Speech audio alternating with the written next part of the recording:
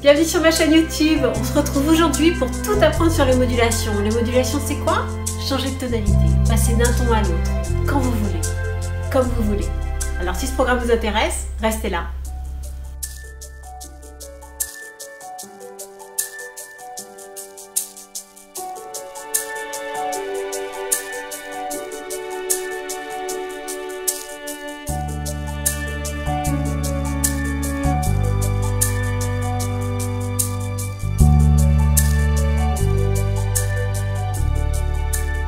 Bienvenue à tous les passionnés de musique. Je suis très heureuse de vous retrouver aujourd'hui pour ce troisième rendez-vous de la composition pour tous.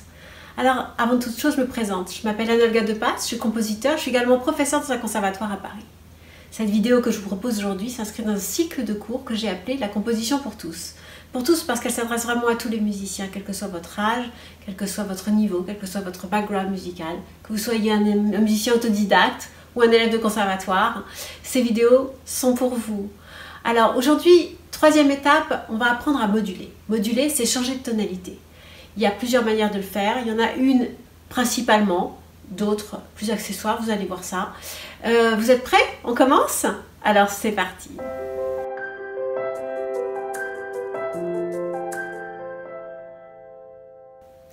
On va voir pour commencer la manière la plus fréquente de moduler, celle qu'on rencontre dans la plupart des cas. Et elle est très simple, vous allez voir. On passe par la corde dominante de la tonalité dans laquelle on veut aller. Ça y est, c'est entendu? Regardez, on passe par cet accord, c'est mon joker, tchac, l'accord du 5e degré, de la tonalité dans laquelle je veux aller. Donc je vous montre comment ça fonctionne. Je suis par exemple en do majeur. J'installe ma tonalité, je module 5e degré de sol majeur. Et voilà. Musique champêtre aujourd'hui. Ok, vous avez compris comment ça fonctionne. Donc ça, c'est la modulation par l'accord de septième de dominante. Par l'accord de la dominante. Alors, sur la dominante, je peux avoir l'accord parfait ou la septième. Avec la septième. Vous entendez comme elle est belle? Elle est plus caractéristique de la tonalité dans laquelle on va aller. Donc c'est en général cet accord-là qu'on utilise, pas seulement l'accord parfait, bien que ça marche, on utilise l'accord de septième. Donc là, on vient de voir la modulation par l'accord de la septième de dominante, de la tonalité où on va. Alors là, directement après l'accord de du 5e degré, j'ai enchaîné avec un accord du 1er degré pour bien installer ma tonalité, bien donner la couleur de là où j'avais l'intention de me rendre. Vous pouvez ne pas le faire, ça sera peut-être plus flou et on attend très rapidement quand même qu'on nous apporte le 1er degré pour bien signer, voilà, j'ai modulé dans tel ton.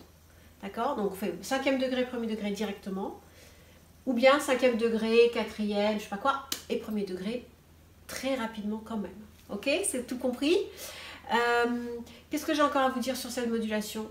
Rien. Voilà. Alors on est prêt à passer à la suite, la modulation au ton relatif.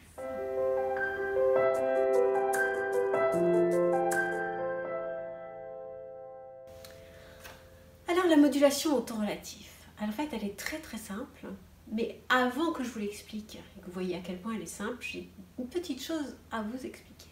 D'abord, qu'est-ce que c'est les tons relatifs? Les tons relatifs, c'est deux tonalités composées des mêmes notes, la même armure, les mêmes notes, le même ADN, mais comme des sœurs jumelles, des noms différents et des personnalités différentes. Do majeur, avec les notes do, ré, mi, fa, sol, la, si, do. La mineure, avec les mêmes notes, mais en commençant à partir de là.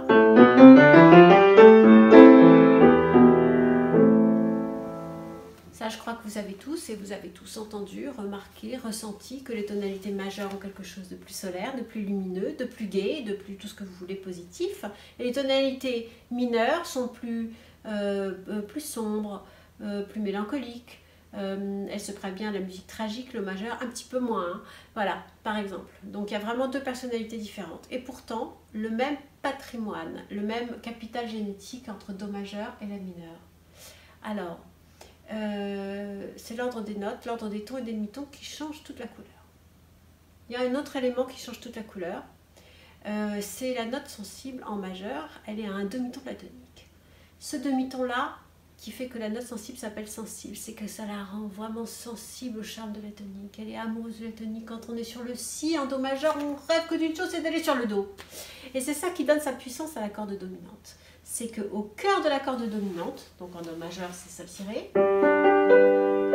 j'ai la note sensible dont le rêve est d'aller au do. Si elle ne va pas au do, on n'est pas en paix. On sent comme ça une tension. Et c'est ça qui fait tout le charme des tonalités, de la tonalité majeure. C'est ce qu'on appelle la polarité. C'est vraiment comme deux aimants, comme ça. Et en mineur, on n'a pas cette note sensible. On a un sol qui a un ton de la tonique.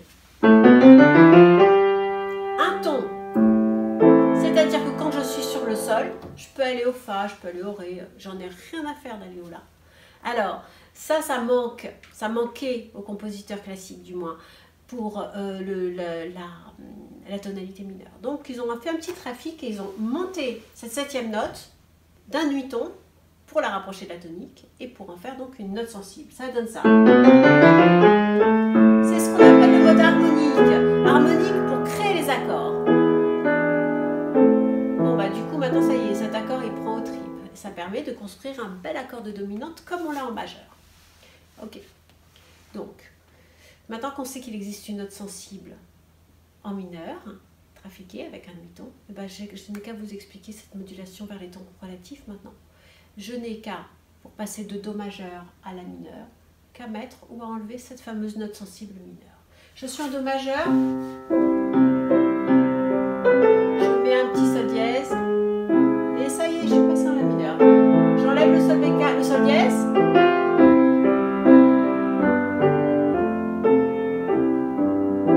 un sol dièse et je suis de nouveau en la mineure. J'enlève le sol dièse et j'en suis de nouveau en do majeur. Donc vous voyez, pour moduler, je n'ai pas forcément besoin d'utiliser la corde dominante. Il suffit cette fois-ci uniquement d'enlever ou de mettre la note sensible mineure. Ça va? C'est bien compris? Ok. Alors maintenant, exit les tons relatifs, on passe à la truc suivante, c'est les tons voisins. Voisins.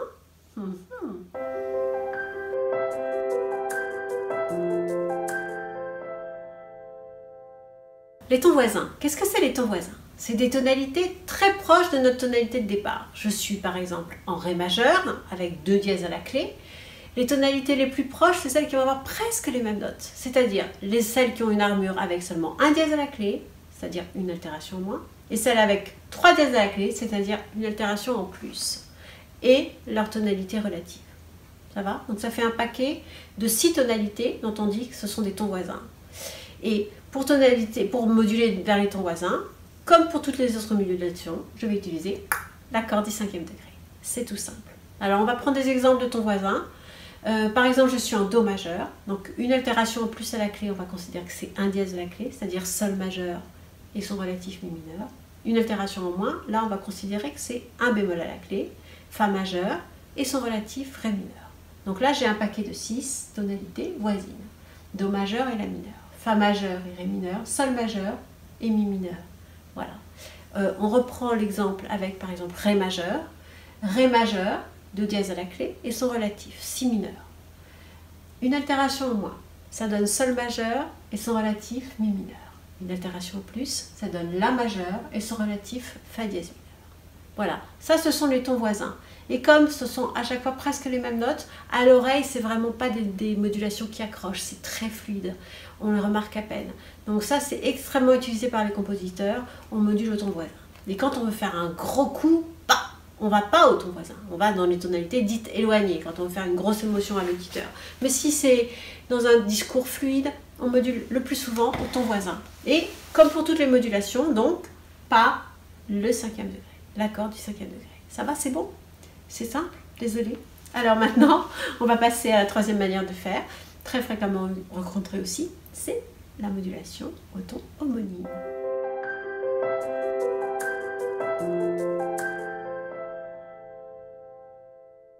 Alors les tons homonymes, c'est quoi? C'est 2 tonalités qui portent le même nom, du pont et du pont.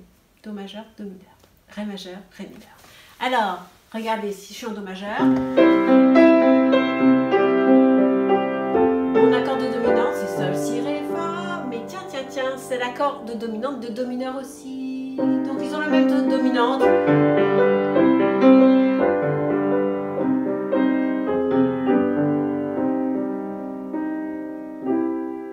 Donc vraiment on passe de l'un à l'autre, mais d'une facilité, c'est dingue. À chaque fois que vous allez sur l'accord du 5e degré, boum, boum, boum, boum, boum, vous pouvez passer un Do majeur, Do mineur, Do majeur, Do mineur.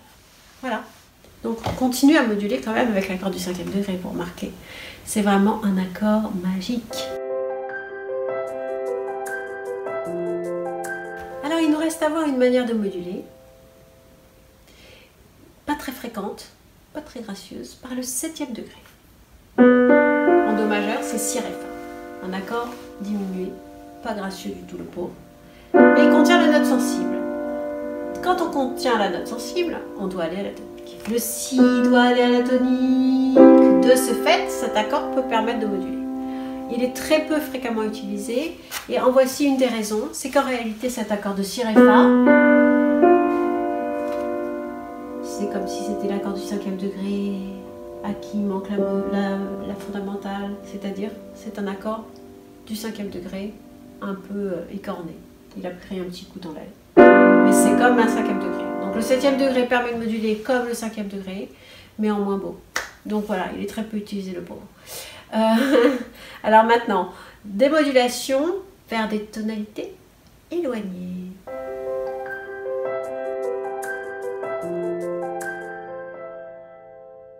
Alors, les tonalités éloignées, c'est justement les tonalités qui ne sont pas proches. Pas les tons voisins, pas les tons relatifs. Ça, c'est des tonalités dont on sait qu'ils ont une armure presque la même. Une altération en plus, une altération en moins. Donc les tons éloignés, c'est ceux qui ont des altérations à la clé, mais vraiment très différentes. En Do majeur, j'ai rien à la clé. Si je vais en Mi majeur, qui a 4 dièses à la clé, c'est un ton vraiment très, très loin. Ne parlons pas de Si majeur, voilà, Do majeur et Mi majeur. Deux tonalités avec des couleurs très, très, très différentes. Pourtant, la manière de moduler finalement est toujours la même. Je passe par l'accord du 5e degré et c'est tout. La seule chose, ça sera plus marqué, plus choquant, moins fluide. Alors donc si vous voulez faire un bel effet de surprise, c'est bien d'aller choisir une tonalité éloignée.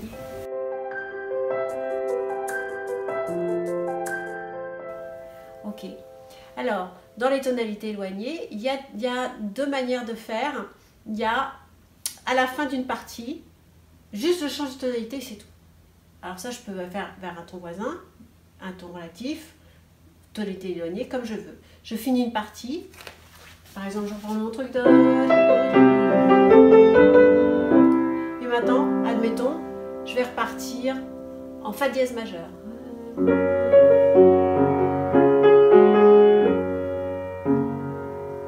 Bon, mais comme c'était vraiment à la fin d'une partie et que je repars, c'est pas du tout gênant. On rencontre ça pas mal dans la pop, où à la fin d'une partie, ils repartent un ton ou un demi-ton au-dessus pour faire progresser l'affaire. Donc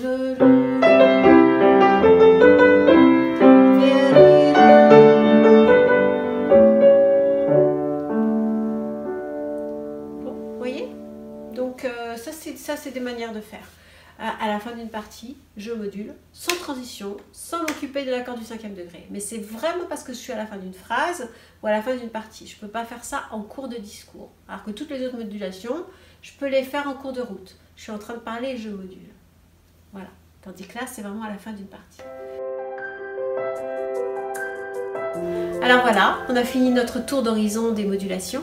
Comment est-ce qu'on s'y prend? Il y avait la manière la plus importante, la modulation grâce à l'accord de 7e de dominante de la tonalité vers laquelle on va. Ensuite, comment on module au ton relatif, au ton voisin, au ton homonyme, aux tonalités éloignées, et puis les modulations directes sans aucune transition comme ça, boum, boum, à la fin d'une partie ou au minimum à la fin d'une phrase. Voilà, j'espère que vous avez pris plein de choses aujourd'hui et que tout ça va vous servir pour écrire vraiment de très belles musiques et réaliser ce que vous avez dans la tête et dans le cœur. Alors, j'ai hâte de vous retrouver pour un prochain rendez-vous. En attendant, prenez bien soin de vous et mettez en application tout ça. Ciao mes chéris, ciao.